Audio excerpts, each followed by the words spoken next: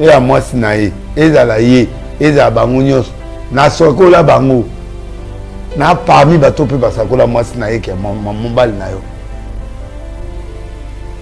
oh moi yo kanzinga na veka to zaine mais veka mais Amida na moi sinae osakola kama Amida avant babala mais na ebisait oh mais maman Amida donc maman Amida na yena tuna nani oyo komona nani muleka oyo adai ministre wana mama Amida azana na Didi Kinwa nito na Didi na Ji azala na Didi Kinwa na azwaki biloko yo so la kisa déjà azwa biloko donc veka sala makambu oyo lobaka prophétie oh mais na yebisaki ye mwasi oyo oh mais na okosa poani mwasi ya moninga vraiment bon mwasi ya moninga ye kobaluka epa na ye nini moto aza mwasi aza kolela ye banda kala po akufaka mpo na ye nayebisi mwasi na oyo naloba verité nakosi te Dieu me voit ata aza koyengayenga kote to azalaki mwasi na ye nde veka mère maman wivi nayebi yango moleka ayebi makambo oui yebi lo mosusu toloba te mpo toloba te mais veka connaissait que sa femme c'est Amida mari azoyengayenga na ye ndenge aza koyengayenga mwasi ne Amida il était ministre de l'information il savait ah oui donc veka oyo asala wana eza orientation prophétique oh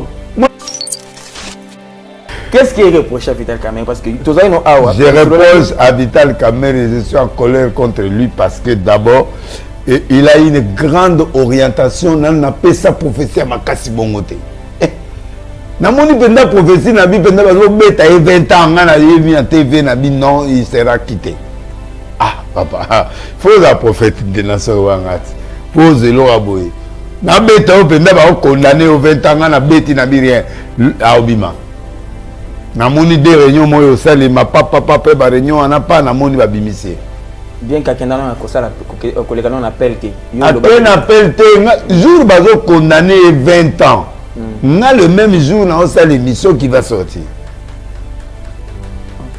on comprend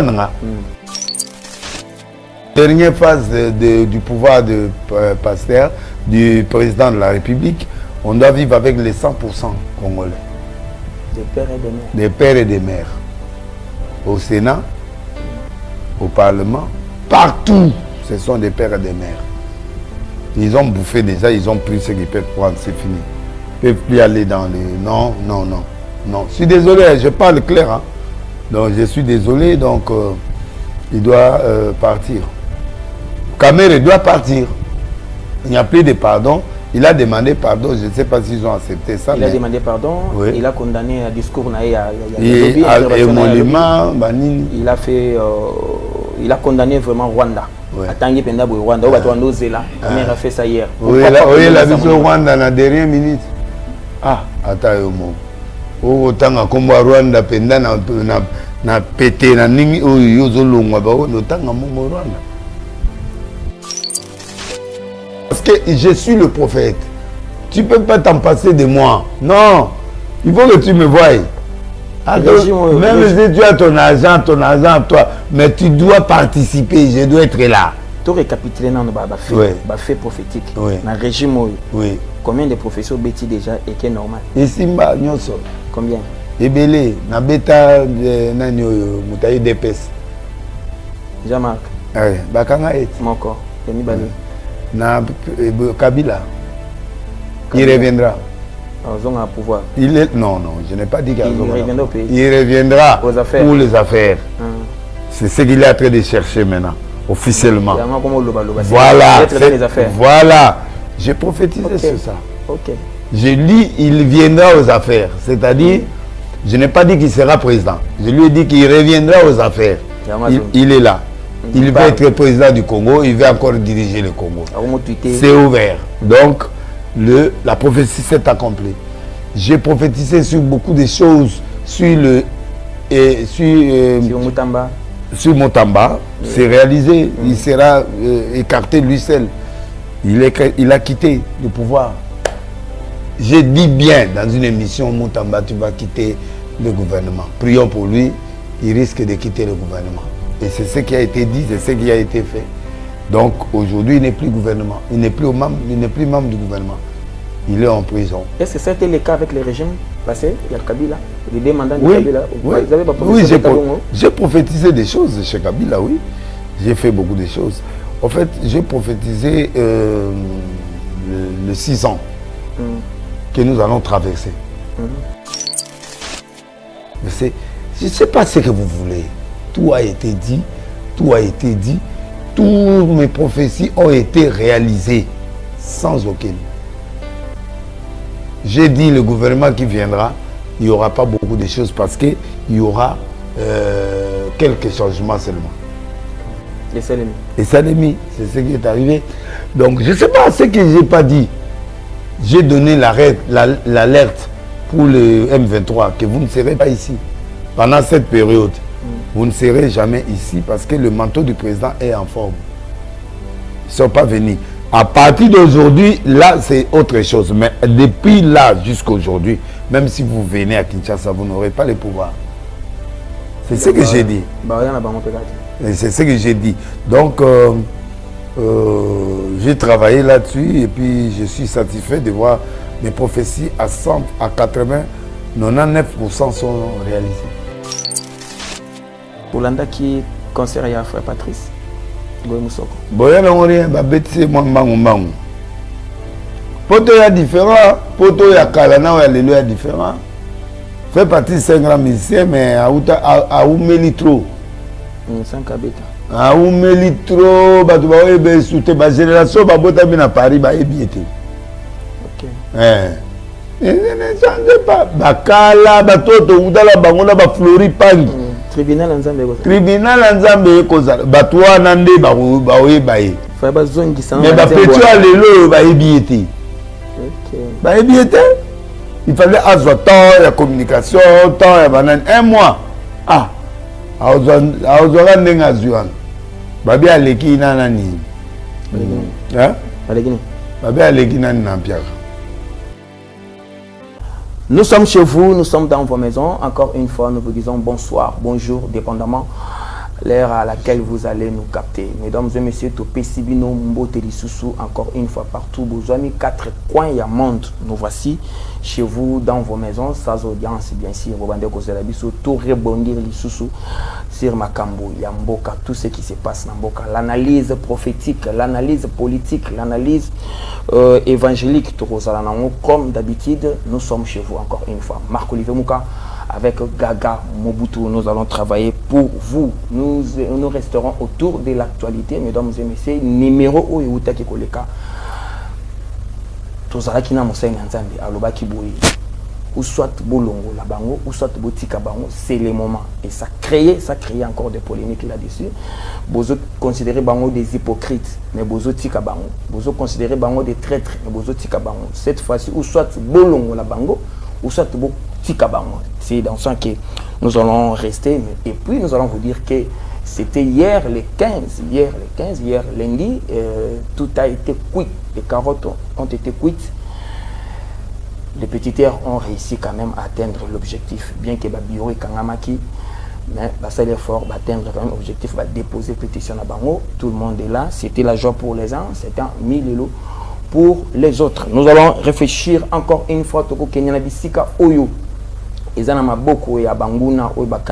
sommes à Kinshasa, siège des institutions, bien sûr. Nous allons parler des sites occupés par les rebelles. Plus de 7000 commandos. Ça fait débat, plus de 7000 commandos. Entre autres, les étoiles nous montrent commando Moko Azanazemi. À moi, si Azanazemi. Nous allons réfléchir sur ça, ça fait rire. Nous allons parler aussi dans le dossier. Il y a Joseph Kabila Kabange, où il commet niveau, il y a CPI. Beaucoup aussi. Acharnement, ils ont continué toujours avec le régime de Tshisekedi à Kinshasa, la capitale de la République démocratique du Congo. Nous allons partir avec vous et le débat est lancé. Faites aussi comme vous le faites souvent chez vous dans vos maisons. Bienvenue, évêque président. Merci. Bonsoir. Bonsoir. Tous amis, les sous terrain terrain abisoto bengango ring patriotique. Il y a celle qui qui nous apprécie bien, c'est là qui aime bien, c'est là bazo c'est là ce cas qui émission Vandi Boye basé bakoti. Et c'est les années par rapport à la dernière sortie na yo c'est les années.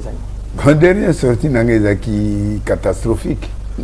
Parce que tous qui na sort il y a caméra na Sénat, mais j'étais plus sur caméra.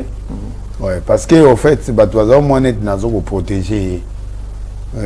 Caméra c'est un ami qu'on a commencé depuis longtemps, mais depuis à côté Mbalo on a été. Avec Karza Bissonioso, ben c'est pas si grave que ça. Quand il était en prison, j'ai prophétisé sur lui qui sortira. J'ai dit ça en plein air, tu le sais, non? Oui.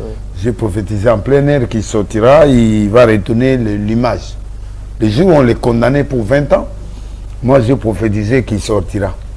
Les gens ont douté, voilà, tout ça, mais après tout, ils ont vu le procès qui est venu et puis on l'a libéré. Il est devenu ministre d'État, il est devenu président du Parlement, il restait une partie, président de la République. C'est ce qui cloche. Et pendant qu'il veut monter à la présidence, au même moment, la motion est venue. Mais je rentre un peu en arrière. Je rentre un peu en arrière parce qu'un prophète reste un prophète. J'avais dit ceci. Que Mbosso était c'est Mbosso qui devrait continuer la continuité de... Il y a deuxième quinquennat. Oui. J'ai demandé au président de la République, j'ai demandé à sa maman, j'ai demandé à sa famille, j'ai demandé à tout le monde de laisser Mbosso qui a 80 ans, il n'a aucune ambition de devenir président de la République ou de quoi que ce soit. Il peut rester au Parlement et le reste est donné à Camer une autre fonction. J'ai insisté, j'ai pleuré. J'ai dit ça. Je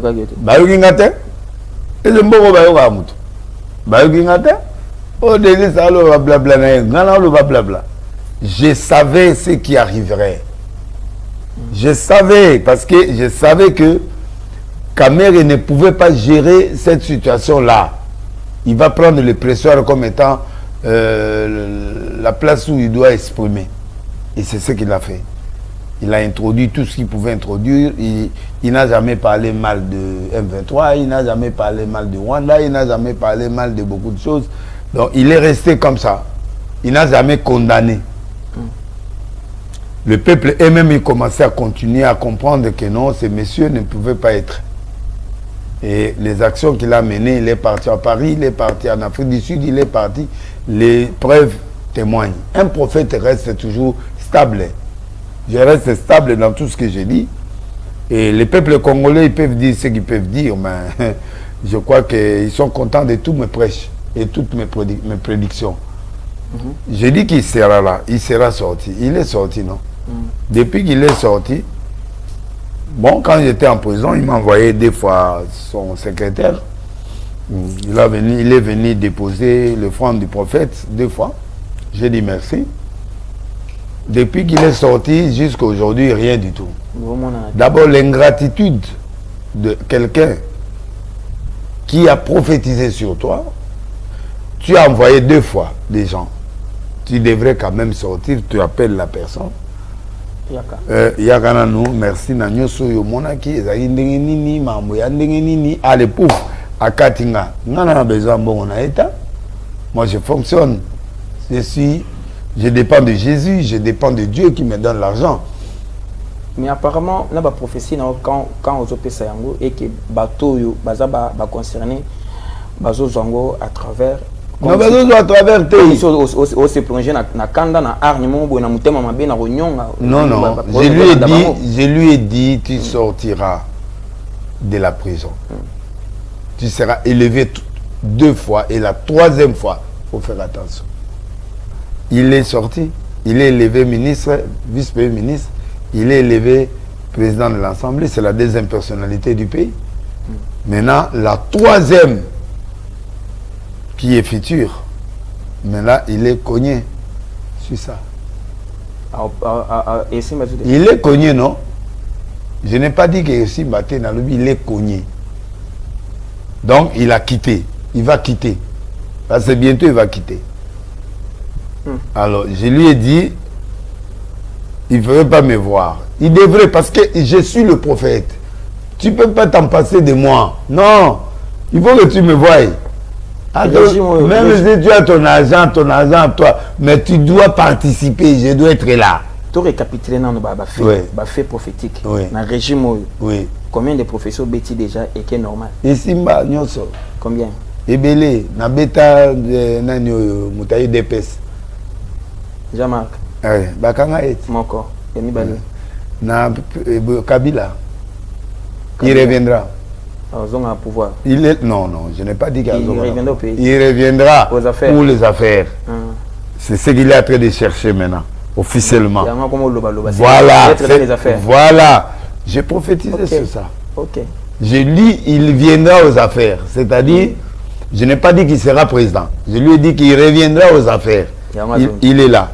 Il va être président du Congo. Il va encore diriger le Congo. C'est ouvert. Donc, la prophétie s'est accomplie.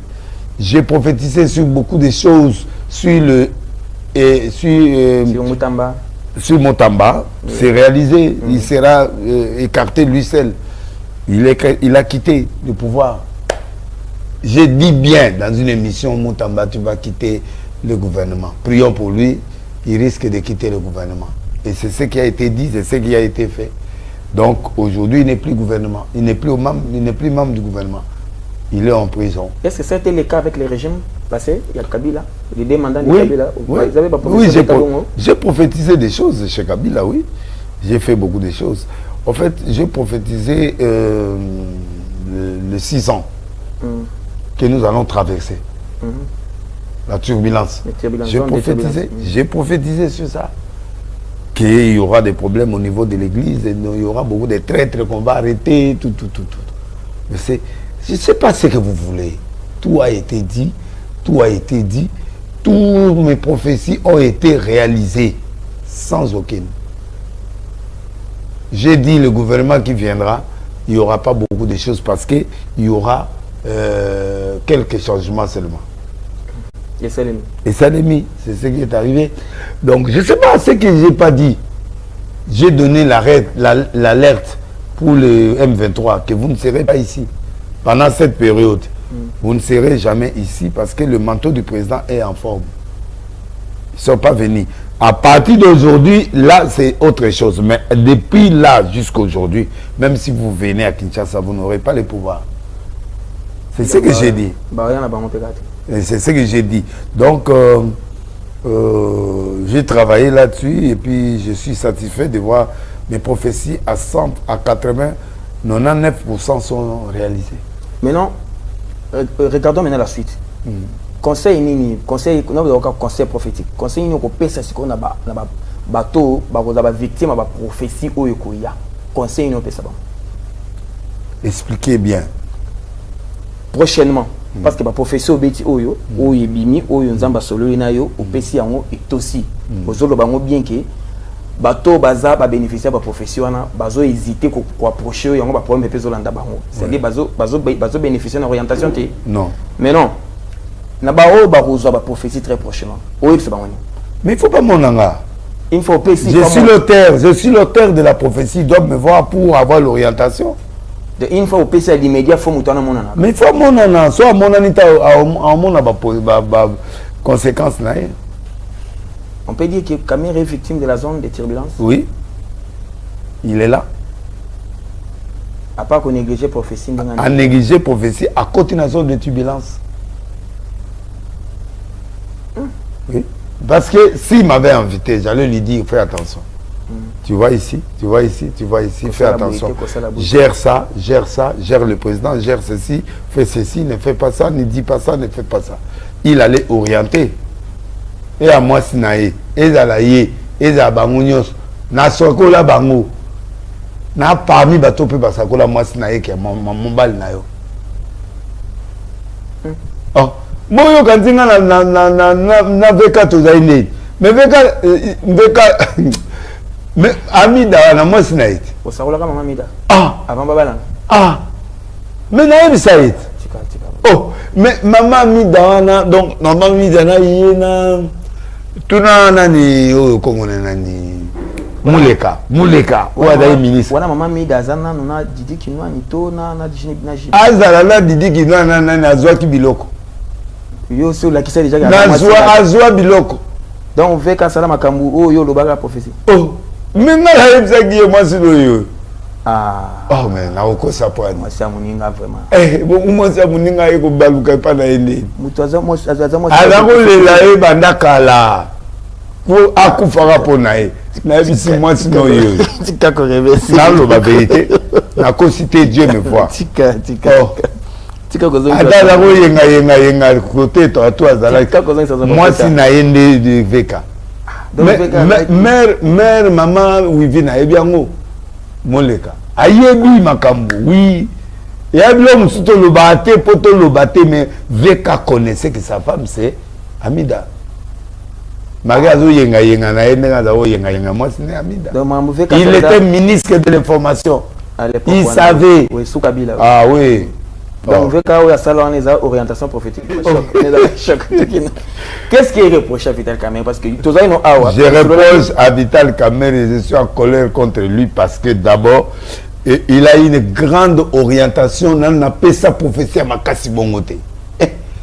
Namoni penda prophétie nabi penda bazo beta 20 ans na yebi en TV nabi non il sera quitté. Ah papa, faut la prophète de nation wangati. Pose lo aboye. Na beta o penda ba condamné au 20 ans na beti nabi rien a obima. Namoni de réunion moyo sali ma papa ba réunion ana pa namoni ba bimisie. Bien quelqu'un dans la cosa la collègue on appelle que après appelle te jour bazo condamné 20 ans. Na le même jour na ça l'émission qui va sortir. OK. Vous comprenez nga? Est-ce que mutandinga na ba négliger? Et puis pire ngai mutu akala mutu na ngai banda kala. Vous comprenez nga? Abeti kara. Mais un prophète, moi je ne vis pas de toi, je ne vis pas de personne, moi je vis de Dieu. Ça dit que tu peux me donner ou ne pas donner, mais Dieu me donnera à manger. Maintenant, la nation reproche quoi? La nation entière. Ils ont reproché Kamerhe ni. La nation entière. On a tout na député. Na un problème na prophétie. Parce que yo le bel député awa, que noté cette fois-ci ou jamais. Bozo reproché Mutuna Boye, mais ce qu'on a botika, bozo lia. Naïbsi ba mobolo ngole ba moko. Au santé qui Ngoma vu aux alaki n'a parlé du peuple lobby. Non, moi c'est-à-dire où ça devait passer, ça devait casser hier au palais du peuple. Oui. Hier lundi il est 15. Je n'ai pas vu. J'ai pas vu mais ce qui est vrai est que j'ai dit la vérité. Les hypocrites. Oh il fait ceci. Oh il fait cela. Mais il parle pour parler. Mais bazo agir. Mais bazo agir té. Bazo quoi agir té. Et quand on n'agit pas, c'est pas nécessaire. C'est l'action qui compte. Maintenant lobby. J'ai dit aux députés de l'écarter. C'est la dernière phrase que j'ai dit qu'il quitte. Total à la suite. Il va quitter. Puis, il va quitter. On doit évoluer avec des vrais Congolais. C'est-à-dire quoi par rapport? Je ne veux pas des Congolais intermédiaires, non.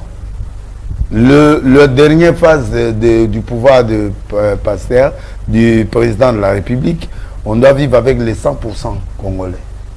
Des pères et des mères. Des pères et des mères. Au Sénat, au Parlement, partout, ce sont des pères et des mères. Ils ont bouffé déjà, ils ont pris ce qu'ils peuvent prendre, c'est fini. Ils ne peuvent plus aller dans les... Non. Je suis désolé, je parle clair. Hein. Donc je suis désolé, donc il doit partir. Kamerhe doit partir. Il n'y a plus de pardon. Il a demandé pardon, je ne sais pas s'ils ont accepté ça. Il a demandé pardon, oui. Il a condamné un discours. Il a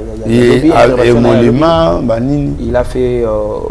il a condamné vraiment Rwanda. Oui. Rwanda, Kamerhe a fait ça hier. Oui, il a vu le Rwanda dans la dernière minute. Ah, attends, autant comme Rwanda, penda na pété na ningi yozolongwa ba otanga mo Rwanda. Excusez l'andami. Excusez l'andami, oui, mais la motion continue. Une faute avouée est à moitié pardonnée. Ça, c'est le monde qui dit. Ça n'a rien à faire avec la Bible ou avec autre chose. Il a dit aussi na baoto baza lésé, baoto baza qui choqué. Ah, n'a problème. Il est passé aux aveux. Ça, ce sont des aveux. Non, il n'y a pas de pitié. Il avait tout le temps de se repentir. Il avait tout le temps de se repentir. Il ne s'est pas repenti. Il vient de se rendre dans la dernière minute. Ah, jure à Sukoba Olongolondo, jure à Moyo Senga Rwanda. Kagame Alelayo. Au-delà de mosaïques autour de l'INC, il y a UDPS, il y a MLC, les grands partis. Les MLC n'est pas là. MLC. MLC va contre. Il y a un Azolobati. Quand on a demandé à Kabouya pour l'IDPS, Kabouya était hypocrite. Kabouya, il doit voir l'autorité. Oui. C'est normal. C'est normal pour favoriser à comme président. Maintenant, il doit quitter. C'est mon homme. Kabouya za mutu banga penda to vendre à 2h du matin na keto solo li apenga na zonginda kona lali. Est-ce que c'est important de dire ça qu'il faut akenda mona na autorité ou bien faut pas solo là. C'est une façon, c'est une façon de parler. Il voulait dire Bien-aimés dans le Seigneur, chers frères et sœurs en Christ, shalom. Je vous invite tous à suivre nos prédications sur Facebook, sur YouTube, sur TikTok. Vous êtes le bienvenu dans le TikTok Prophète Denis Lessie officiel.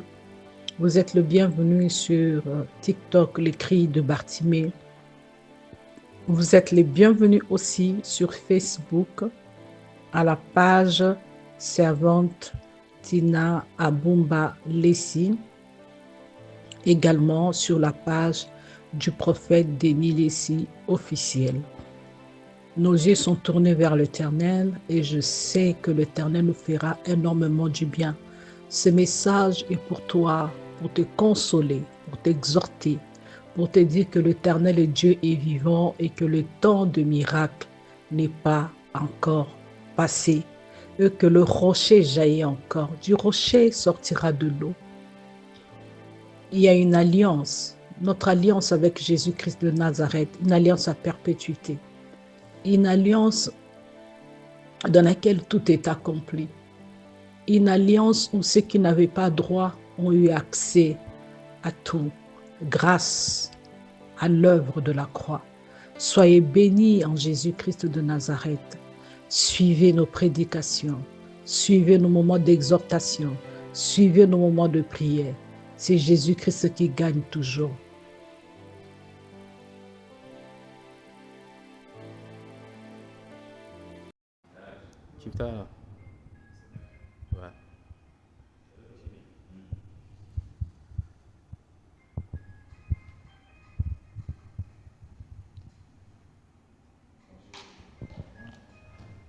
Et tout simplement, il n'est pas là.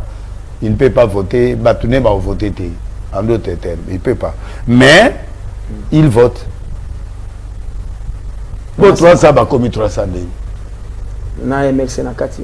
Kasi bamonyoso bazali oh bo ba moni kombo ba to mona ngo bango na ba otala commission Camer est désavoué par les gens.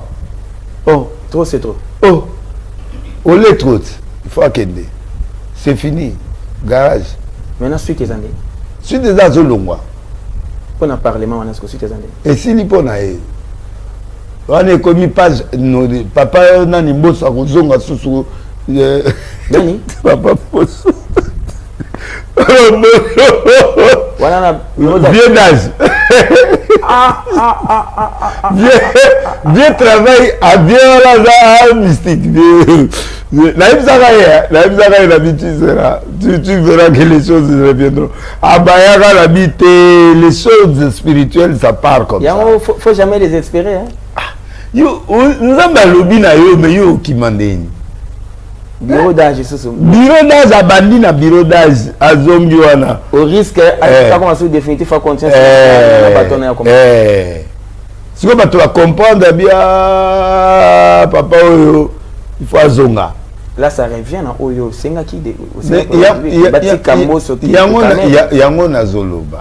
par rapport aux ambitions politiques. Les ambitions du président de la République doivent correspondre avec Papa Mbosso.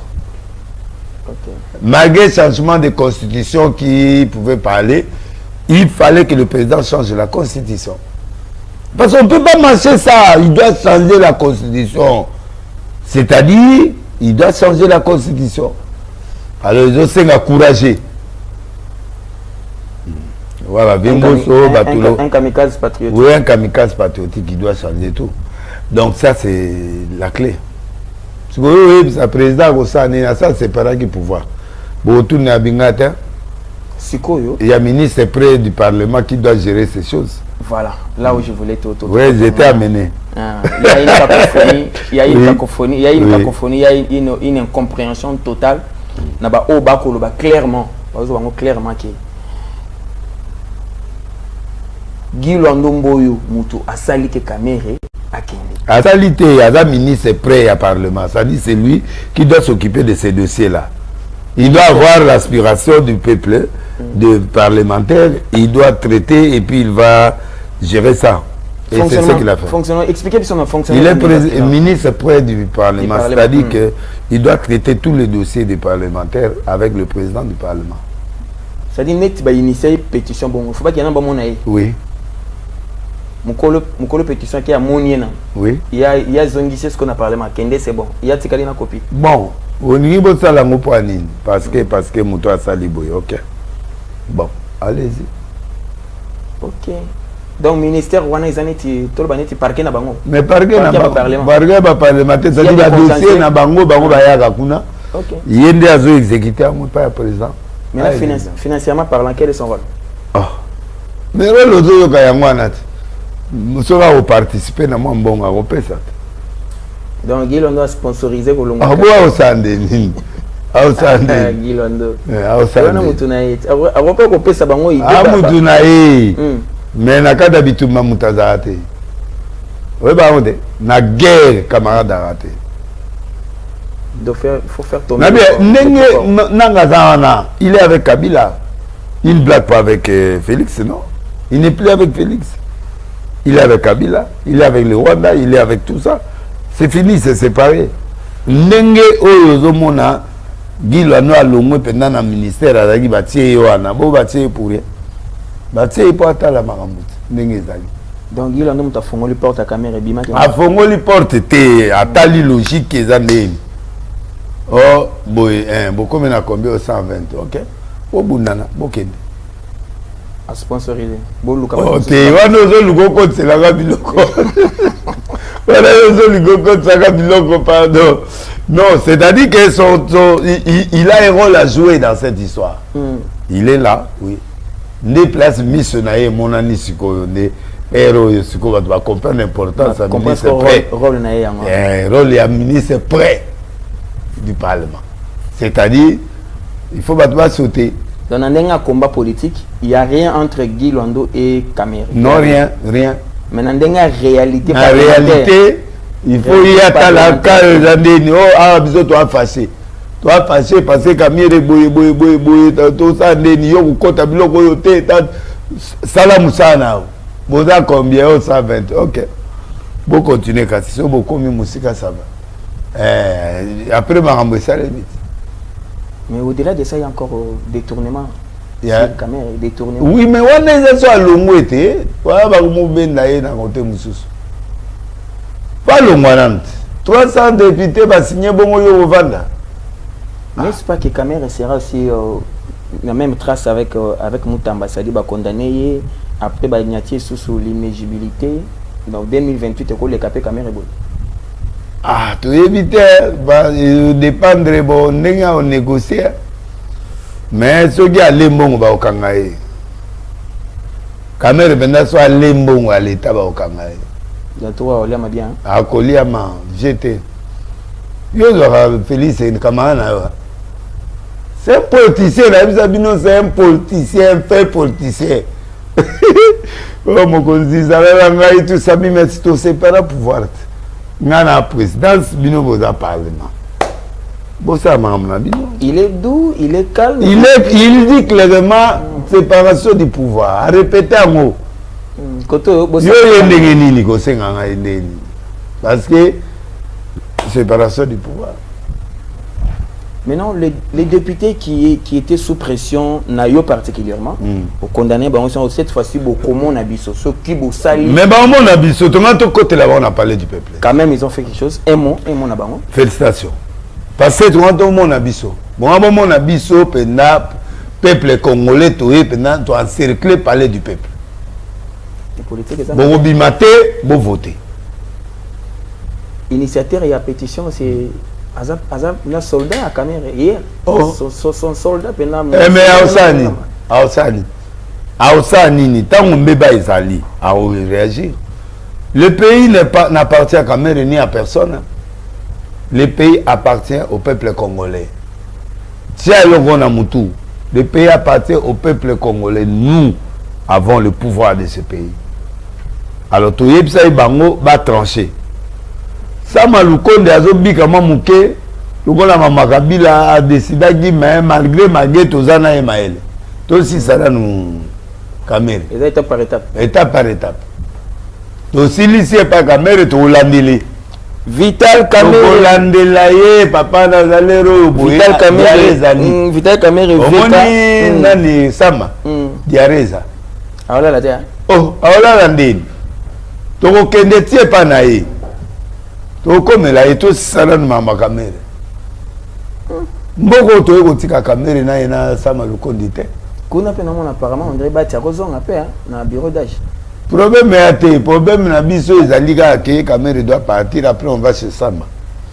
Ata président lobby to kotate. Yo zo tenir pe Sama kende. Ah OK. Une explication te. Yo mo zo reprocher Sama nini. Yo mo zo reprocher Sama. Papa na bo lobate mais ba ndenge mo. Na Cameroun. D'autres aussi signes qui font mal, on dit Cameroun tout le temps avec son évêque, chuchotement l'oreille en plein rôle comment on dit petit nanga mena na zepé na été les neveux avec comment on dit Massaro tout député Massaro faut me voir, il faut qu'on se voie.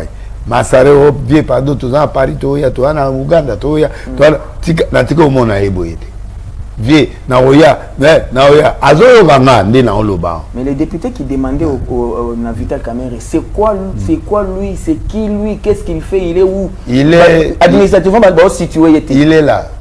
Il était là. Mais ils ont bénéficié d'un bon l'état. Oui.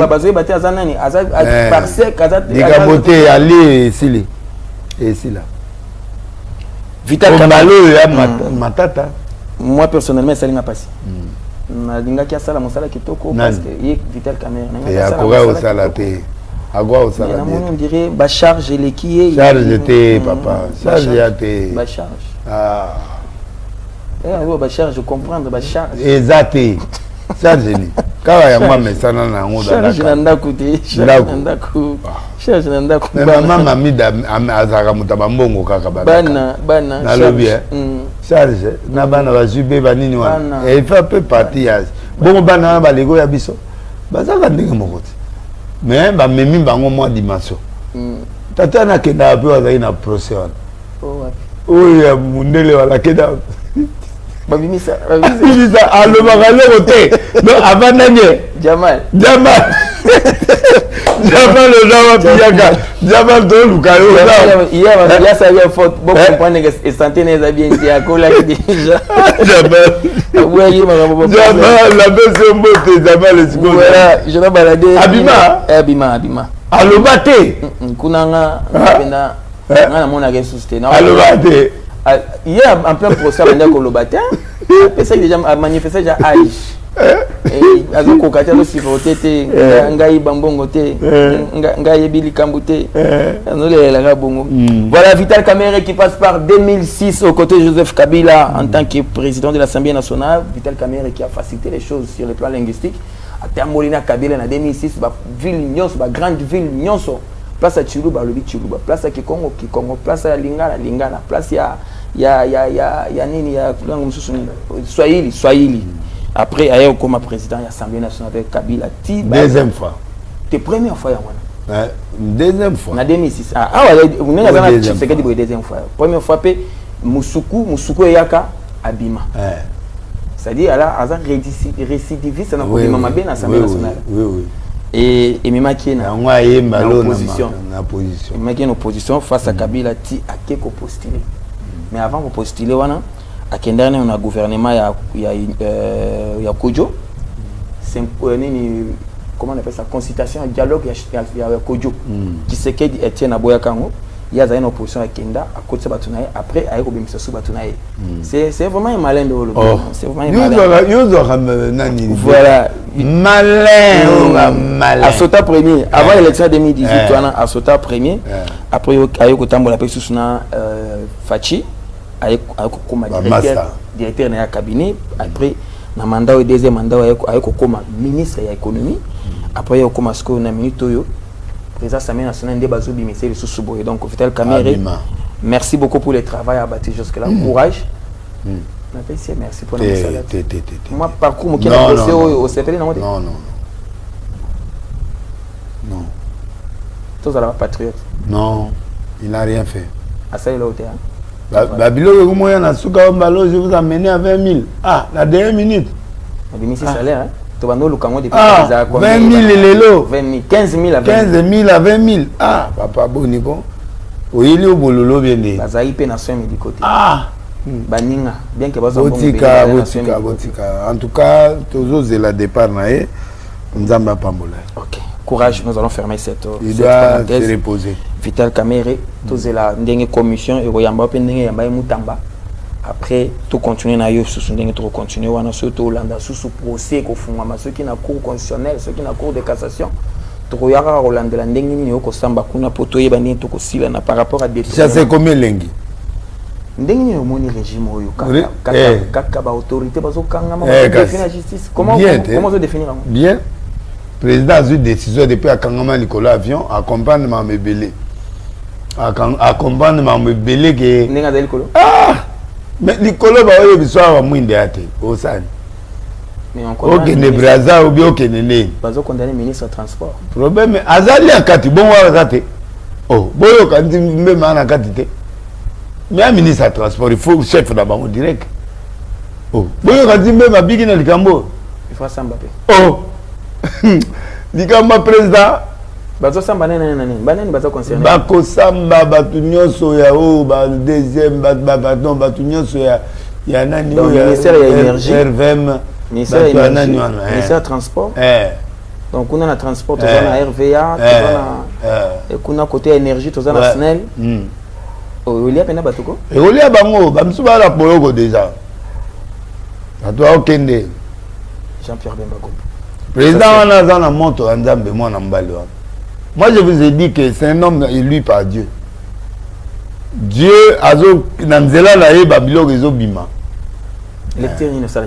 lecture que je fais, il vient de trop loin, il est venu, bango, ba prévoyait qui babiloko, ba monindenge, ba saliwana. Moi, tao ya sali kolo, fongoli ma mbele. Ne ba kangi ba te belé, ma mbele koti.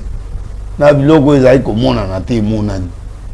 Donc est-ce que bato sengele ki kolala pendant que mokonza zaki bana mboka est-ce que bato baza bana ba service ya aéroport ba ke balala balali boyo mona ba on va lala ite basi batiki ba ordre balali mokonza zali banda konzi na bango te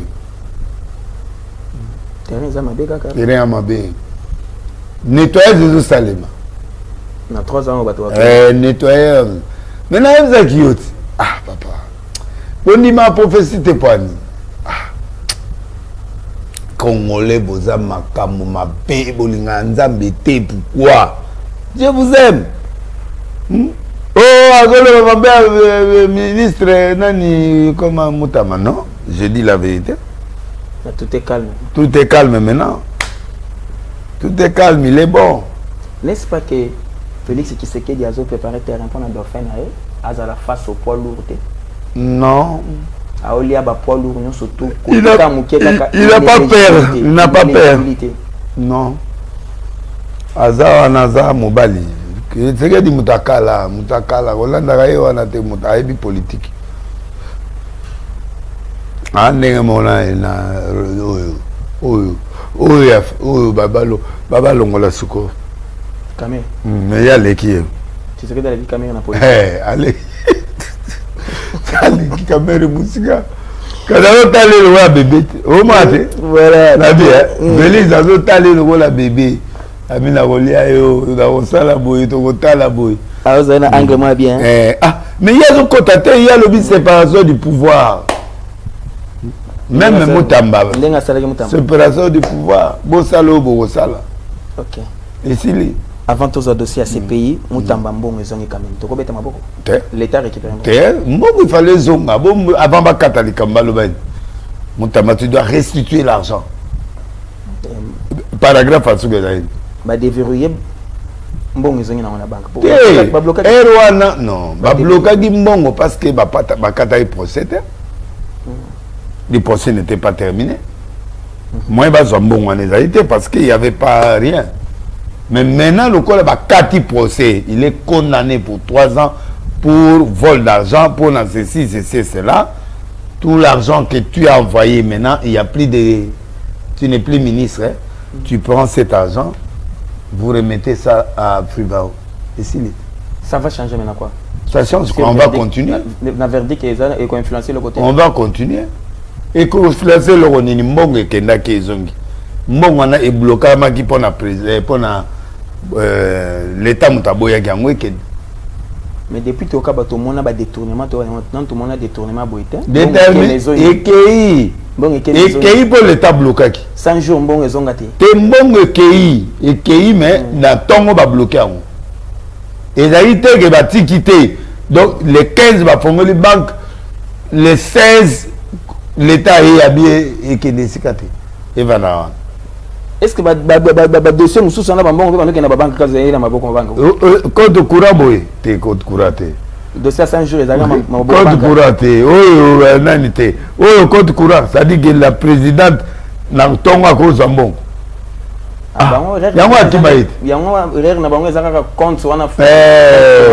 Compte courant de Bachagi Mbongwana, c'est que c'était compte courant. Donc, ceux qui ont Tongoana, je sais où tu pas l'État. Ah, mais Mbongwana est comme au Canada. Mais ça lit quand même bien, bon, ils ont dit. Ça lit bien, parce que l'État n'aime pas bloquer qui. Mais moi, je suis là. C'est l'État bloqué. Oh! Oh le baba la mike bonne mais le monde est kenda na solo baba la mike te mais na bia o moni mbongwana résistance pesa total na o moni mbongwana tango ekomi na Frivao na kesi ya Zion bango moko bato ya banque babi 19 millions batala boy compte courant mais mbongo ekende c'est clair te allez base Frivao pa yimba moko l'État akangi mbongwana abi ko bouger teti mon le procès aussi là. Si professeur il va condamner ici alors mbongo sikoyo que réquisition et ya procureur général abi non le roi mbongo va décider izonga bozo mbongo à l'état izonga point. OK. On va quitter encore expliquer tout clairement que Moutamba a salé qui erreur. Il a fait l'erreur. Oui. Même bon on est commis de kuna ndé. Bato na pena bandako ba bibo mbongo ezongi. Ezongi parce que l'état bloqué. So l'État bloqué mbongo na te mais mbongo na kenda. C'est-à-dire mbongo ezaki bloqué pour bâtir non les sons kuna na justice. Ba clair. Clair, est-ce que yemuta yibi ou pas? Oh yemuta pesi ba mbongo OK. Ba condamné aller mbongo siko ezongi. L'État siko a le droit ya kitisi ya kosenga na procureur général fala senga siko mbongo et pas ya l'État ya banque azongi sa mbongo pour musala osala nango ezate. Donc ça va rien changer sur la situation de Moutamba. Ça change pas. OK. Moutamba doit continuer de purger. Oui. OK. Mais on va condamner qui est.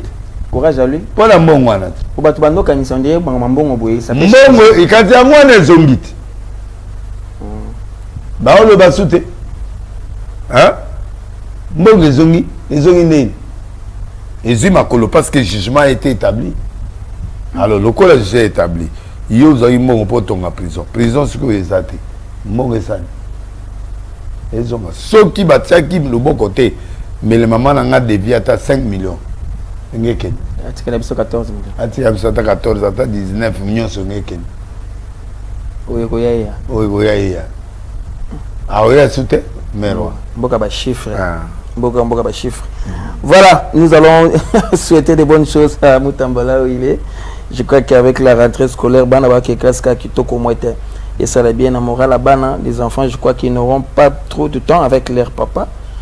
Makamamboka et Simbi papa. Papa a purgé quelques années au Bakateli Kuna. 3 ans. 3 ans. Et ça va bien Makasi. Tolali, Tolamuki, nous allons faire, nous allons rapprocher un peu les choses. Tolali, Tolamuki, nous entendons que la République démocratique du Congo est Memi Kabila Likolo Siko. Ces pays.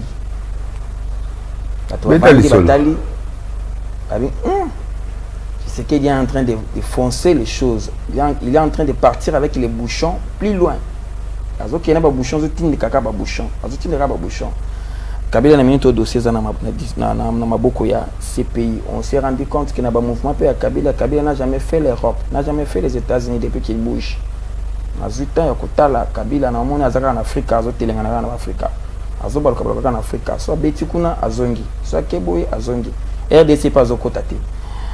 Yo qui a mon dernier, Koyo Kamakaba Kabila na CPI, place ba Bemba Bakenda, place ba Bosco Tangana Bakenda, place ba Kenda. Tout cette fois-ci maintenant, on parle de Kabila, crime contre l'humanité. Ba chargé à Bomi et Belé, selon rapport déposé dans CPI. Mais il mérite, non? Olebi? Il mérite. CPI? Non, Kabila. Ah, mérite. Prison. Bon, ça n'a pas Congo. Kabila Moutounanga, mais si vous savez ma bé, vous avez punition. Cause à Namon et Belé, ils sont l'homme. Cause ça là, crime, ils sont l'homme. Crime, il y a ce M23, c'est lui, non? Janvier, février, plus de 10 000. Ah, papa. Plus de 10 000 Congolais. Ça va rager, hein? Batu Koufi. Oh, les lots soldats, là, otamola, tamola, on a basé mignon sur le monde, on est là, soldats. Oh, yo, moni passe. Il a souffert, hein? Kabila, il a déclaré qu'il va revenir au pays. Tant que président. Pour me mettre, Abundana, ces pays, Abundana, Babylone, autour de nous. Mais moi, Félix, moi, j'accepterai pas que le président Azonga Soussou, il a fait des mandats, c'est tout. Maintenant, ces pays en question, moi j'ai toujours vu tous les criminels toujours en liberté. À Tassali, il y a 10 ans, Tassali 5 ans, Tassali 15 ans. J'ai toujours vu les criminels en liberté. Qu'est-ce que le pays va gagner en ça? Ah, regardez 10 ans il y a ça là déjà. Et ça, Bimi, à combien de liberté? Arrêtez comme libre, on sera mandé pour un comme Pembe. Et comme il y a Pembe ou il y a Pembe. Ah, comment vous dirigez sous terre? Kabila comme il y a 40 et quelques. Combien? Je comprends. Et Kabila comme il y a combien? Kabila qui est déjà combien il y a fait déjà 50 ans. Il y a on a solo. Plus c'est 10 ans comme il y a combien? Kabila a passé à 60. Now va obéter na Congo. Donc Kabila comme mon colo. Kabila comme un ministre bisous toi là. Mais non, moi je besoin les Congolais doivent noter quoi, doivent savoir quoi, parce qu'il y a des choses qui passent comme ça là. Ils veulent que la Congolais. Il y a un problème d'identité du président Kabila. Qui il est d'abord? Il est qui? Son père, sa mère, c'est qui? Oui. On ne peut pas s'atteler seulement sur il est qui. Il faut détecter qui il est. L'origine. Oui. C'est ça le problème. Bah, tu vas comprendre le mystère. Non, comment tu vas voir maman si tu vas me mailler, bah ça l'ADN, bah me mailler, puis bah ça l'ADN, c'est lit. Et là on va toi au Luka. So ADN on va ça les gouvernement tout ils a gouvernement. Mais gouvernement on a facilité pour falsifier ADN. Non, à ta falsifier. Problème est atteint. Là aussi, c'est pas nous plonger dans un trou là autour. Bon, ça, on a pouvoir mais il faut qu'on sache qui il est. D'abord ça. Usurpation du pouvoir. C'est pas normal à 18 ans, président Congo, sans grailler, président Nani.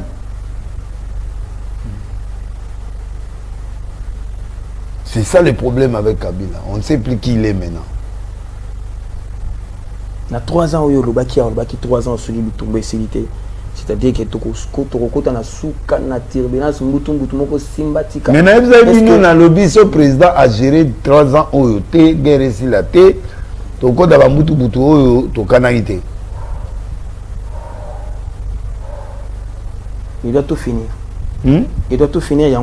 Il doit finir tout. Il y a un même peu de Kabila du Colo. Alors qu'il n'est pas États-Unis, il est au Samba. Na Kabila. Na Kagame. On moni Kagame alingi asala ba désordre na Congo, atia ba trouble bani. Mais c'est préparé, nous aussi on est préparé pour ça. Apparemment on dirait aux opposition il y a près. Hein? Ah. Mais tout ça aux là. Tout là, au moni sachet la moussa. Les pays tels qu'il est, avec l'insécurité qui est vie, est-ce que vous avez senti que vous avez la sécurité? Dans la sécurité, Nzambe, on t'a protégé à Abisso. Tu habites au Koufa, il n'y a pas de problème. Donc, qui c'est qui dit est sur la bonne voie? Oui. Il doit aller à déterminer jusqu'à finir cette guerre.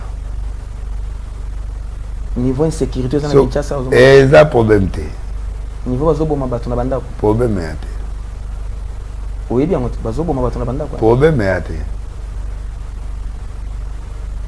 Bato nyonso ba aussi là. Moi na mboso abim alobaki awa. Keno bato ya kangaka babimisa bango. Ba criminel bato bazoboma. Tigala no viembo sana na mususu. Maman, il a le bégo, c'est vrai, mais ce qu'il a le mien, on a hernie. Quand on parle de l'insécurité dans la ville province de Kinshasa. Mais l'insécurité, il faut le bango.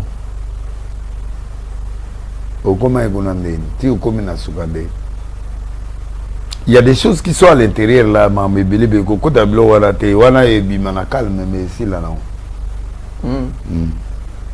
voilà la haute facture, la haute autorité de l'État.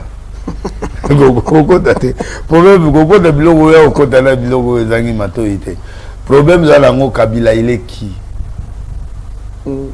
Qui est Kabila? Le président honoraire. Il est qui? Fils de Mouzé. Son père, il a parlé. Sa mère, il a parlé. Maman Sifa. Ah. Il passe à Dada Jainet. Ça va. Grand frère à Zozo. Mani. Zozo. Zozo nan. Oui, mais non, Zozo, t'es tiré. Le seul ami, c'est Zoé. Zoé Adab. Zoé Adab. Adab qui n'est pas en Afrique.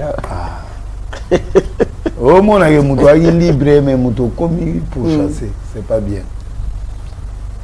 Il faut qu'on détermine qui est Joseph Kabila. Donc d'abord ça. Oui. On a son identité réelle, d'ADN naïf, tout. Là, on peut parler. Et qu'est-ce qui nous dit clairement aussi? Qu'est-ce que nous démontre que Kabila Azala Congolais? Ou bien Azamouana Yassif, Mama Sifate, Azamouana Mouzete? Qu'est-ce qui nous donne tout ça là comme détail? C'est le président Kabila, c'est Lobaki Omana, en plein air comme ça. Il avait les enfants qu'il a adoptés. Non, Natunio, il a dit ça. Lui-même, comme ça, il a pris le micro, il a parlé. Natuni Osogi a loba pour Joseph. Alors. Mais attends-moi, on peut l'accepter ce qui. Problème est. Oui, il y a mis balé. Problème est. Oui, il y a Soukayo, on a autobota. Là, il y a un problème très sérieux. Il n'y a pas un problème. Il n'y a pas un problème. Il y a des gens qui connaissent l'histoire. L'histoire est beau, manaraté, papa. L'histoire est à Moutouma Oyeba. Maman dit pas ça. Azan Katanga. Bah, vous voyez. Et bien, mon père, moi, commence à sauter.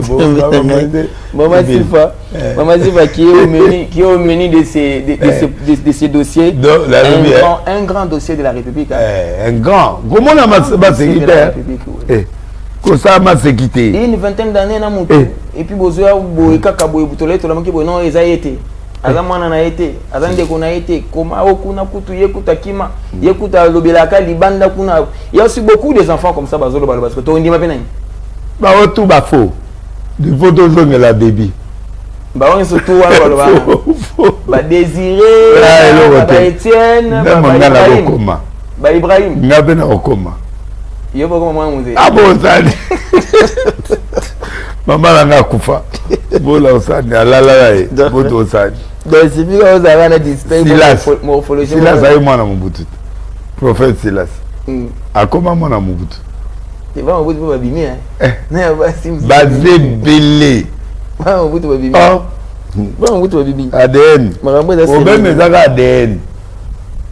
Ah là là là. Moi je suis en train de voir les choses dans une turbulence. C'est un scandale politique mais qu'on est en train de gérer, Dieu sait ce qu'il fera.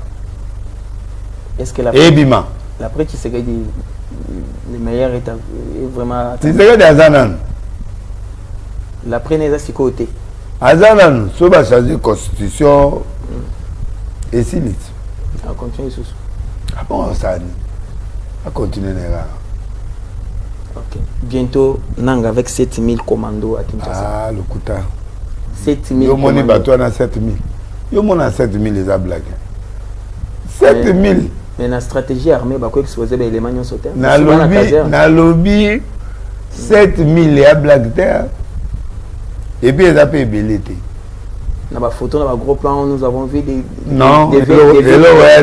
vieilles mamans maman Mikolo maman ba 60 ans na ba tantine sont ba zemi papa nani a ça ba théâtre nae nani nanga. Mais quand même, c'est aussi un signal fort de réunir les gens comme ça. Là. Mais il va d'accord à la battu. Au premier fois. Bayat. Bientôt Kinshasa. Bayat. Bakuta biso. Zerabango. To zerabango. Nandingo position sur yeux. Na auto no sécurité. Na lobby boye. Na okene wapi. Moi je suis prophète des nations. On a passé par Kamoga Congolais. Eh si les. Na okende tikate. Na ozela bango. So ekutinga na voyage na retour na okuta bango. Est-ce que okota? Na okota. Bon na problème na bango. Voilà. So na telemeli nanga na ça problème. Ça c'est patriotique. Te na tunio. So na telemeli manga na sani.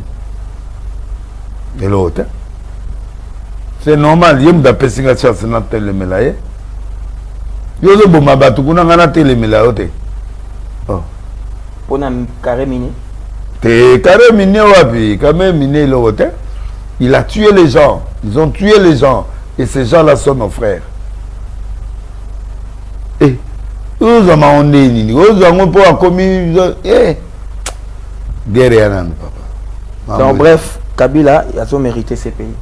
À fois Kende. C'est bon on a. Ah Kende. Ces pays. Oui.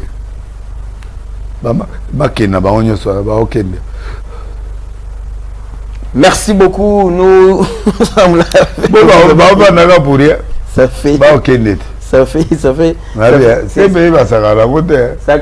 Ça crée une psychose là. Problème est Ali Tala. Papa. Le problème est que aussi maman. Aussi maman. Donc pendant que les manteaux ils en ont pas sous-caté. Tu sais que tu as un malingi hein. Bah vous voyez les lots. Ah. Pour na olongwa koma Kisangani, Kisembalumbasi, Koyatia. Blague à terre. Je crois que nous allons rester très. Nous souhaitons beaucoup de choses à beaucoup de gens, mais moi je souhaite personne. On va récupérer les territoires. Dans tous les villages, on va récupérer tous les territoires. Aux Zouango. Et sort na bango CPI. Hein? Sort na bango CPI. Bah ok, ne CPI ba lia vongolé la mindele. C'est sérieux. Prison ya awe eza bien. Prison ya potone mabe. Prison awe eza bien. Ah, okolia ma vongolé ou nanda koye. Mais oh kuna. Vous avez biloko ya bango mo. Ah. C'est compliqué. Voilà, nous allons prendre la partie. Nous allons finir avec cette partie qui est vraiment très patriotique, la partie qui fait vraiment peur. Nous avons assisté à une zone de turbulence hier au Palais du Peuple. Place sur le but que notre caméra Kende. Il doit partir. Samalukonde, Azola la pété na minute on ne sait pas, peut-être il y a encore bénéficié na mesure moko exceptionnelle. Non. Samba doit partir. Et Samba va se reprocher na lobby, il doit partir. Caméra va se reprocher na lobby, il doit partir. Mamone Robima. Il y a Samalukonde. Azadi na Zekamine déjà Premier ministre allez trop. Ok. Premier ministre il y a colia, tu as la gestion. Na colia, yo proposer batu ba autant de mbongo ozian wapi. 100 000 na sénateur. Ozian wapi. Donc yo ya ki otika te otika yo. Ah. Lukonde. Toya. Très bien, nous allons prendre la partie religion. Tika Bouninga pe malala bien là. Ah là la té. C'est un père de famille. Ah là la té. Nana bana té. C'est un père de famille. Nga bana nga basali. C'est un père de famille. C'est un père de famille là nous. Bon ngane de père de nan. Tous emprunté, tous emprunté maloba ya mokonzi, ya yemoko le garant de la nation, c'est un père de famille. Mais na air mo ba umeli ba longwa pe ba dusu ba kota. OK. Na minute on a besoin d'une nouveauté pour revoir les gens qui viennent. Donc tu sais que tu dois placer. On doit revoir tous les gens là, ils doivent partir pour que qui parce qu'il y a tout qui n'est là. Ba vrai vende au lobby. Ba vrai penda talio penda au moins na Chilongo. Oh mwana maman Antoinette, oh mwana Claudine, oh mwana maman tel. Oh tala benda yo. Ouais, d'où t'es. Mais non, on est comme discrimination. Display. Tata akenda Kivu na mona display nete. Olivier Gassita général. Baboye pas display. Pridas il va boire par rapport au rendement na goma display papa muta sedaki balobia kasiye bato pabi ba sedai awoya kunate les ai pratika il dans ma display display peso futa yozo moni longana yande mais général muso elongi wana yande Isaiah banani Banyamulenge. Kasi. Display. Ce sont nos frères. Oui. Oui. Ce sont nos frères. Et on a évité un cheval na Rwanda Burundi wana ça dit moi mélange na bango et ça là bon mais ce sont nos frères. Oui. Ce sont nos frères. Oui. Na Ovira il y a un général qui vient de tomber, il y a autopose à la wana et les 12 général Mwakou général Mwakou Daniel a autant ça azana 2 mois kaka kende kuna babi en plein commandement à Koyi encore neuf fois tous les sous un général qui tombe très loyal yé mutazala ki côté wana so na Ovira wana zo beta pena mbuma kitoko 2 mois ya kapamba bangonde ba osabi lo wala nyoso il faut display est nécessaire display donc tu vas noter la display. Display is ça. Oui, moi Antoinette. Moi Antoinette, moi Marie-Claire, moi papa Donatien. Papa là ça serait une discrimination pour. T. On a vu son pantone qu'on a T. Display toujours. Nicolo display. Chose à moi ça. Banane. Et banane. Voilà, nous allons prendre cette dernière partie. Ça moi single, na moi passé. Est-ce que Hollanda qui concert à frère Patrice? Goymusoko. Boya na ngori ba betse moi mbangu. Poto ya différent, poto ya kala na ya lelo ya différent. Frère Patrice c'est un grand musicien mais a umeli trop. 5 abeta. Ah, ou melitro, bah tu vas ebe souté, bah génération, bah bota bien à Paris, bah ebiété. Ok. Pas bakala, bah toto, ou dans la bangola, bah flori pangi. Tribunal en Zambie koza. Tribunal en Zambie koza. Bah toi nande, bah oui, bah oui. Faut pas zone qui s'en. Mais bah petit à l'élo, bah ebiété. Ok. Bah ebiété. Il fallait avoir temps, la communication, temps, et banane. Un mois. Ah. Aozora ndenga zuan. Babi aleki nana ni. Hein? Aleki. Babi aleki nani na piaka. Encore continue la salle. Ah vieux vraiment. Et là on a ngana lobas. Et là on a vieux ah. Yo ne l'excellongi. Et là on a ngana loba ya on a continué de sonner, c'est-à-dire moi de vie boyer et ça n'inga bien, il y a comme on a papa archi. Oui. Mais Nathalie Soko condition bayeli et ça n'inga soma. Oh bayelan. De bayena ye. Bayena ye azo tindika ko tindika. Boyela ngori ya vie na biso ba salier azala paralytique lelo mes arrières à otamola. Vie courage. Toi na yo, nzamba na yo. Tout le monde a eu makasi, tout le monde a eu na passi, tout le monde a eu, mais au moins tu t'assumes. Comme tu t'assumes, on est avec toi. Tu es notre leader. Ton limio, Wali leader Nabiso, Coutinho Fernando Archibi, Wali le premier Nabiso, Namboko, au Salabiso Bamakamba bien. On te garde. Moi là, Délilé, je suis ton fils. Okay. Donc, na papa n'a ngate, mais si ta père. Tu mérites. Par rapport à l'évangile. Ah ouais, tu mérites.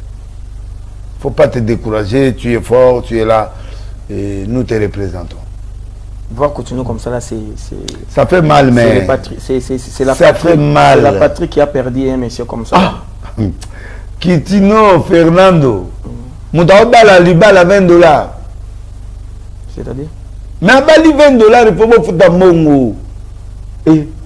$20 mariage naïe mariage on go taliba naïe $20 ah cérémonie na fête Foza Fernando ah il ba na maman $20 au kota te libanda plein na kati libanda plein na kati plein $20 on a prévente to prévente barambo avant oh manyongo te ah afi ah laisse tomber et là yo asine et ça va finano le bana et là na bisu place là était côté va signer par la soirée va côté ah signer par là c'est bana va comprendre te hein signer par là et t'as dit non bon signer par là quand place là au sambela OK place église zaki kasi aza au sambela wana ye muta abanda penda kilite na palace au moins ba uti ba kin ba partout bazo ya plein. Ah, donc $20 droit de participation quand à la Coutinho yé. Tu libanda plein libertation le libanda mais moi au côté. Plein na kati plein ah si laisse tomber. Ah mututé. Quand on moni elima. On moni bongo nani atambula na mutu état de santé nani atambula ke na mutu. On moni bazo ya ne bongo batindika bongo nani atambula ke na mutu apesi au kandezana. Kabila.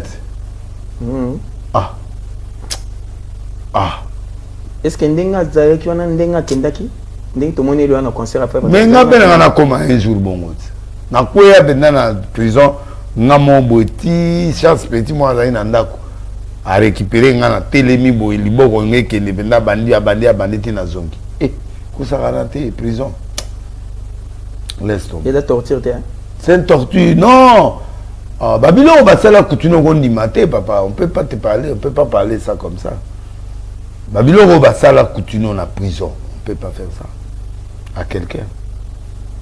Car on a oublié ta moto, ma confi pas, ma tigre, on a qu'une bon. Donc, mon dit Fernando, a sacrifice à Congo. Ok. Il y a un moment, on a été à botika moi en loba. Moi na ye wana comme ministre de jeunesse bovandanye totika grâce bofandanye botika ye grâce mutako tse batwajele na kati ya bio botika ye grâce atika pe biloko botika ye bosani atika non bon ça nini akoli ça batajalo na bureau na bureau baza propriété na bureau ya biwa mboka nani yango azaka jali lukuba te basala jalo libanda te na tuni nani yango ngokosa nani yango azaka jali lukuba te yuzo kosa lelo ministre da jali lukuba te tika mwana ebeta mara libanda libanda tika papa tika oyebi esika uti te mwana wana oyebi esika uti te papa mbapa oyo ya yo oyo obokola papa benda bakangi ye yo mwana 5 ans osufri bamema opotoka boye papa abota yo epuis oyalango na motema papa tika yango consultation toujours continuer comme ça consultation pour la consultation toujours continuer en haut na ministère de jeunesse consultation monte na montant la problème na consulter pour le monde ayo est important pour na biso. Oui, mais il faut l'orienter sur comment toucher kusko na ba nini comment va département ba jeune na l'église. C'est très important. Na l'église partout. Département ba jeune, oui. Na ba jeune partout, il faut tout même le rasika. C'est ça. Tout aider monde na biso à télément. Ba tunyo so ba télément. O biso na tali kutino posa olela, mais na vieux moi bina boya non, il raté. Tika eleka. J'avais mais continue zo ya pendazo beta coup de tête de pantaba. Fernando. Papa chi. Kamote nzambe na boy moy azana yo. Nzambe na dernier mot pona yo dikamote. OK. Lelo akomi na moto ba otia non. C'est aux Congolais de comprendre bazaki na concert wana ya frère Patrice au bomona ki wana c'est quelqu'un. Ya na le côté frère Patrice azui batuté za na rien. Ndaboyi baye concert qui trop vite mais c'est pas grave. N'est-ce pas c'est un message pour na N'est-ce pas c'est un message côté évangélique? Échec à bon c'est pas un message. Non, échec pendaté zali génération lelo ba ebiete. Na poto lelo ba ebi frère Patrice auto za de kalaté. Même ma tourner bazani faut pas zoata. Faut pas zoata. Ba différent là ba tomba le kofo ba na poto. So bango batondaki na concert wera wana ba ko tonda pe na concert fa. Baza ba pa été. Baba pa été papa. Baza ba pa été. Te. Baba pa é ba wala. O pa ya ke de ba musique. Ba tika ka. Kala ezala bongo mais siko ba chanja. Oranzema tribunal ensemble. Baebi amote, baebi kala. Baebi. Babilo la matrice atsika baebi amote. Là nous attendons maintenant avec le frère Moïse, pasteur Moïse. Moïse Matuta abetaka bango bayoka kai. Moïse mbia pas obeta. Moïse mbia pas obeta. Abetaka kati ya za je sola. Abeta na salle wana ya owera utakobeta. Kati ye aza jeune. Et Simba. Moïse a jeune, ma jeune ba oyoka ye. OK. Moïse a jeune. Mais on dirait Mateya ndé nano bozo bonga Mateya pona roter parce que les aka ba concert Mateya pena. Mateya ka. Teya bango. Na zolo baboyi. Yo teya déjà. Contre ba pasteur mususu na poto boyi nano bateya te. Ba yebi bango te. Ake ko teya mais yo olongwa Kinshasa OK beno o tie affiche. Oui. Denis Lessi. LSC. Pendant que LSC te na teya ki 2 jours awa.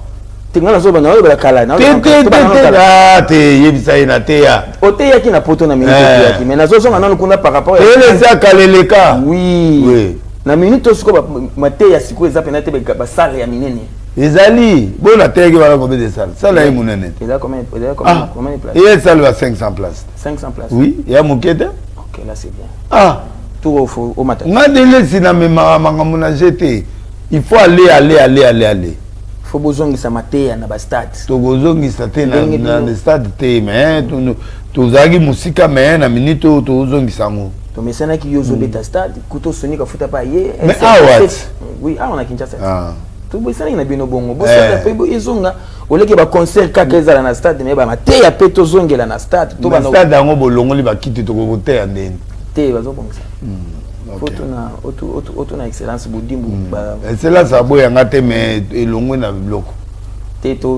FIFA le bien est pour mes amis, c'est bon. Si vous avez bon, ça va côté la toilette, soit on va soin. Et si je crois que tout ici, à moins qu'il y ait quelque chose à dire aux Congolais en général. Les Congolais, il faut faire quitter le ministre Nani, président de l'Assemblée, il faut qu'il ça m'a le compte de Hollanda après. Après, Nani a un sous Longo là ce soir. Longo va te belé. Ba Longo. Le gouvernement, Longo. Mais c'est un gouvernement. Hein? Le gouvernement toujours préparé ba Longo. Ba belé. Ba belé. Ba traître. Ba traître. C'est bien. Toujours ça la boulot je sais ma président va n'anier biso to sam. Donc tu comme en 2026 qu'on a belé ba longwe. Exact to détecter basé belé to début. Ba très belé ba belé il y a ba transport belé ba longwa. Et belé mais quoi ba ke wana ba ke libela. OK. Ba RV mais tout ba longwa. Ba RVA ba longwa. RVA na sne. RVA la télé vidéo moko boy ba yibisinga numéro 1 RVA yo nga nzambe nanga nzambe mboko to sali nzambe nini. C'est très bien. Nous avons fini pour aujourd'hui. Je crois que tout ça qui ce qui est vrai, c'est au nom du président de la République que nous décidons tout ça. Caméra salita na e Lusamba salita na e comment on est Sama Lukonde. Vous avez un problème mingité mais de lingioté. Congolais. Mais Congolais lingi na yote. Point. Bolembo il est trop malili il est qui au bilogue belé zali. To lingioté. Tu as posté na Sénat bien président Sénat. To lingioté, ta ebisi au vérité. Nga zolo bana kombo abatunyoso. To lingioté. So na tuni Siméon a ebiete. Est-ce que batang ça bango Siméon a ebi bato belé a ebiete. Moi nanga ebiete. Ça me connait mona na ate. Amona kasima be kasi. Bana be ba ebiete. Ba ebiete. Président Sénat ba ebaote. C'est ayebi kengo don. Léon. Ayebi kengo même nanga ba ebi kengo. OK. Mais ba misiso ba ebangote. Je crois que c'est un peu ça. Donc moi je crois qu'il est temps que les choses changent et que les choses changent. Nous voulons un nouveau changement avant tout que nous kubuka bato ya Kivu kuna. Donc oui, Kivu toya, binobo oya bobiso toya kuna. Donc ça va aller. Nous avons fait ça 3 minutes maximum dans la Congolais. Allons na kobanga na minute parce que on a peur. Dans la Congolais, solo dans la Congolais pendant 3 minutes. Congolais yokanga bien. Au moni président to défendre mboka na biso. Au moni lokola ba combattant baza kunao bazo luka baya awa. To banga bangote. To longola na kamere to longola e. Après kamere to ke pa samba. Après to landi ba onyoso. Pouvoir ezonge pa na biso peuple. Bato ba signaki boya teo na butu $10,000 $100,000 liambongo mais elokayate président de la République azali banyokoli trop to kena eti na suka. Alors soyez conséquents na bino ogenga donc banga mutu te signer mutake ake pour voter mais banyoso baki. Donc, yo que la mawazate. To longo la bangonyoso. To kende ti partout, to longo la bangonyoso. Même la justice toya. Tous les partis à Mboka ils sont dirigés par certaines personnes. Nous allons venir. Et même à Tabachaki to longo la yo. Donc Nengezana, c'est le peuple qui a pris le pouvoir. Président Botika, président Pembeni, le reste des abyssos. Nous avons laissé à Pamolabino, botter les mangouis. Dieu tournera avec vous. J'ai prophétisé toutes les choses qui sont réalisables. Merci. Prenez garde et allons jusqu'au bout. Merci beaucoup. C'était là les messages de réconfort et à prophète des nations, Denis Lessi, à tous les Congolais. Botelema, Bolongo la Kobanga. Moi, je lis la peur en vous maintenant là. Bolongo la Kobanga. boyo kakabato ba komo lo bandenga bo solo courage en tant que des patriotes bolanda bango. Je crois que c'est par ces mots que nous allons passer par les salutations habituelles. Salut à Tiani Tamou Business, Abedachou, King Lova, Diezola, Patrick Mouyaya, Guy Lando, Guy Moyo, Moussa Kitoko. Ah, Tika Elokana. Didier Moudimbo, ministre des Sports. Doudou Fouamba, l'homme fort. Na Pesio Mbote Makasi, na Moussala Kitoko F Minde Baye, na Mangamunengo Zobunda. Nzambe a denile se azala likolo na Doudou Fouamba. Ozo sa Moussala Kitoko na Tembi ya Congo. Banzela Makadam, Banzema Kitoko, Ezo Salema. Mbongo pe Ezo Sala Moussala. Nzambe a pas molo Doudou Fouamba, l'homme qu'il faut à la place qu'il faut. Liao ministre il y a fonction publique qui bat sa ministre Galoazo Kapeti na Paris, Nadim na Mamon na Italie, Berticia Miracle des épices ou côté Baposo Azo Salam Sala, Elise Salomo, Jocelyne Mbombo, le grand journaliste Nzamba Pamolayo, Alingete Gilles Kodamboka, sénateur financier. Oyo yé Nadali adjoint il y a Sénat na ma finance. Il y a pas moi m'appelle sous madame Goleka. Tu peux si maman ou ya nani mbote. Maman Fifi. Maman Fifi masuka. Moi je dirais mon bal ya yebi musala. Kuna na Kolwezi. Maman tika. Na laba. Ah. Na pesi mbote. Et pas ya Ndala Mumba Rebecca Cosmétique Christ Maya. Jani Tambo Business. Kalembelembe 178. Combien la ligne voilà kuna biloko eza moi ba biloko pona ba manicure ba pédicure ba massage biloko ebele ya sika bozala wana nzambe apamola bino na pesi Kaka Mbote na pesi le grand journaliste Mbote na pesi Siméon Denile Mbote Magé ne fait pas il dit rien na pesi Mbote. Qu'est-ce qu'il y a dans ma banque n'engaza? Aïe Valérie. C'est la biso. C'est la biso. Il peut avoir la biso le lot. Tu peux se moter. Tu peux se moter. Lisa qui a là, tu peux se moter la sœur. Abiso abundi na biso ti le lot. Nzamba batela que Dieu vous bénisse. Merci beaucoup, merci à tout le monde. Merci Siméon. Siméon. Bazo pesa mbazo bako libange papa qui pété. Papa comme tuna. Est-ce qu'il y a zoyo kama nazolo pas. Siméon. Merci beaucoup. Nous allons profiter pour saluer Jonathan. Voilà Jonathan Mukembo. Denis Lessila aussi, il est avec toute la famille. Merci beaucoup à Champion Wador depuis Paris. Merci à Debrasco Badibof. Merci à John Lilo, Eric Chunza, tout Pesibino Mbote partout, tous vos amis. Mao Boss Mosembe, Maman Rifine Louyeye, Ere mariage na moko ya Bajan ya Izipa. Tout ça là qui wana le week-end, c'était bien. Maman Rifine Louyeye a mon a quitté. Non, non, c'est la peine à peine à mon maman Rifine a quitté contre temps. Banzele Kangama qui côté on surtout qu'on a chantier. Maman Rifine Louyeye kuna tout ça. Maman Rifine Louyeye. Ah, Izipa Komoriko. Obele likana micro Izipa Komoriko bagangi Maman Louyeye. Ah, ça là qui vient ma casse tout spécifié. Bah étudiants surtout au babini kuna cette fois-ci tous on a besoin de chômeur te aux étudiants ya Izipa sala makambo yekola ki pendant na cabine na cointé aussi na Izipa zo sala cabine na coin. Oh là là, merci beaucoup à tout le monde. Merci à Olivier Mouvaro, merci à Patrick Moudimou là, le président Francis Balingi. Tokutana bongo très prochainement. Abonnez-vous, laissez vos commentaires. Ata participer à commentaires, vous en a besoin de activité na yo tous les bilango, tous les kisango.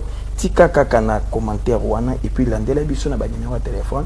Prophète ako pambola misala na yo et ko kende liboso to bando zana biso ka sengeli tozwa po ezambongo ya bien. Bongo ya kuna mpanzana kuna to simba te alobi bien que zambongo ya makila. Alors merci à Gaga pour le travail bien abattu au four et au moulin. Merci à tout le monde au bakulanda biso na ba circonstances surtout to pe mbote na Raoul Bonyekou mbote depuis Hollande. Allez, On se retrouve très prochainement. Partagez les sourires et laissez que l'amour soit votre partage. L'amour du très haut, bien sûr. Que l'amour, cet amour-là, soit votre partage. Allez, bye bye.